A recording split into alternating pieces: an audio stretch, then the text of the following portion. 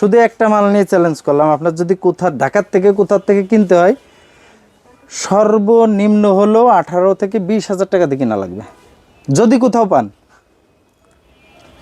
আপনি একটু ট্রাই করে দেখতে পারেন, দেখলে আপনি বুঝতে পারবেন, কম্পেয়ার করলে বুঝতে পারবেন। মাগুরা ফ্যাশনে আসলে আপনি কিন্তু পানির দামে জিনিসগুলো পেয়ে যাবেন। প্রত্যেকটা প্রোডাক্ট আপনি যেটা দেখাবেন ওকে अवेलेबल সেটাই কিন্তু মানে ব্র্যান্ড, সর্বোচ্চ ব্র্যান্ড। যারা একটু চিকচাক পছন্দ করেন, একটু জিগজাগ পছন্দ করেন, তাদের জন্য কিন্তু এই প্রোডাক্টগুলা, ঠিক আছে।